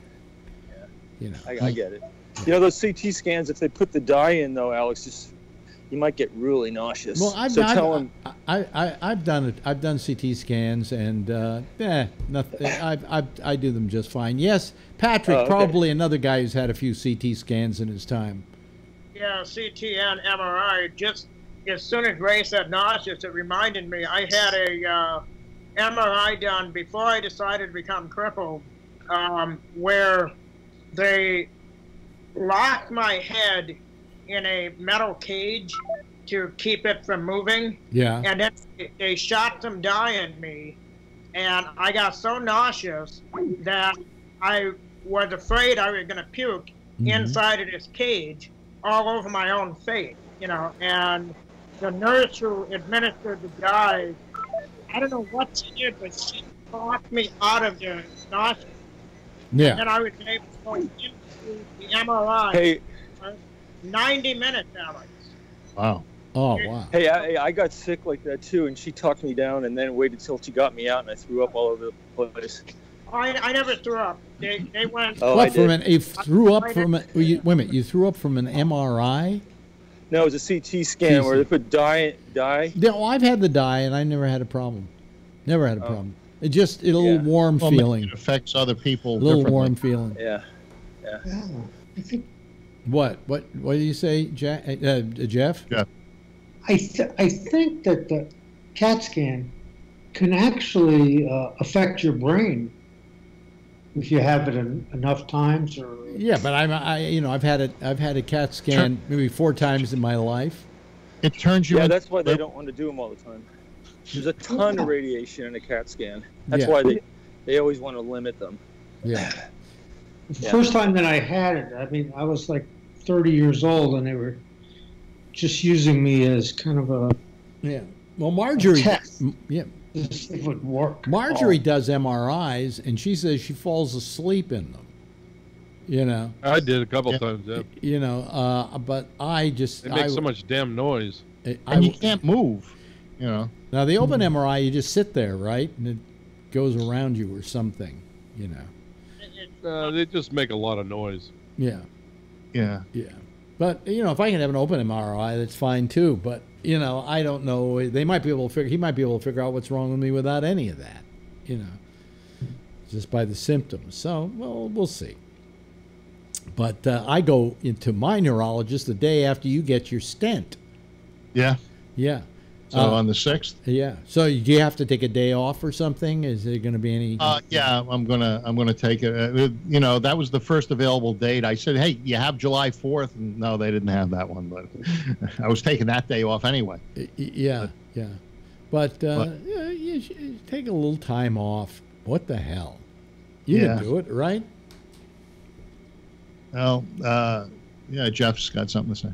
Yeah. Yeah, the stents usually go pretty quick. And yeah. I asked them if they would give me the like a CD or a video of the procedure, because I guess you could do it right on YouTube. Yeah. We'll put it on YouTube. No. I want mine. You know, I want. Oh, on your own. Yeah. Why not? Yeah. Why not? Do you know who the cardiologist is going to do it? Yeah, they told me it wasn't the gal I spoke to yesterday. It was this guy called Fowler. I guess he does them all, and so I'll look him up. You just mention the best thing he does. You know, it's amazing though. You go to Kaiser, and that is socialized medicine. Not really. It's all it is you're. He doesn't want to go now. Yeah, it's not socialized because I pay for it. You know, the government's not paying for it. I pay for it. No, but that does not make it socialized medicine. One card, you get in line. I'm part of a co-op, and you think a co-op is a socialized business? Oh yeah. No, you fucking socialist! God damn you! They started in Berkeley, Phil. All those it's the economy of scale. Yes, Vernon, you got your hand up, and Patrick, and then I think we got to go. Well, I just wanted to add. I looked this up, and the fake news about Canada burning down the White House. Yeah. Canada didn't become a country until 1867, and the White House was burned in 1814. Well, there you have it, folks. Okay, and Patrick. Yep. I'll pick it up maybe tomorrow. You'll pick it up tomorrow. Hey, listen, this has been a good one tonight. Nice overall discussion, and I hope that the politics that prevail help Sarah Huckabee Sanders to lose some weight because she is a little on the chubby side. Let's thank Vernon Nunn for being with us tonight. Good night, Vernon. Got to say good night. There we go. And Patrick, thank you. And still doing the bicycle. He's probably up to like 40 minutes now. 43 minutes. 43 minutes is Ray Renati. You're going to wear me out doing that. Phil Meyer, thank you so much. Kevin, always great to see you. Tomorrow. Just feel free. Feel free tomorrow night? Yeah. Okay, so everybody feel free to call. But that's it for tonight, and that's it for our panel. Hey, panel, give everybody a big wave goodbye, okay? There they go.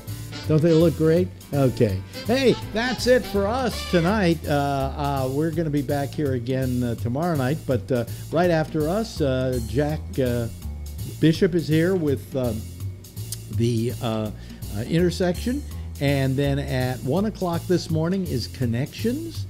And then tomorrow night, well, there's the franchise MC does a sports show called The Arena, which will go on at 8:30 Eastern Daylight Time.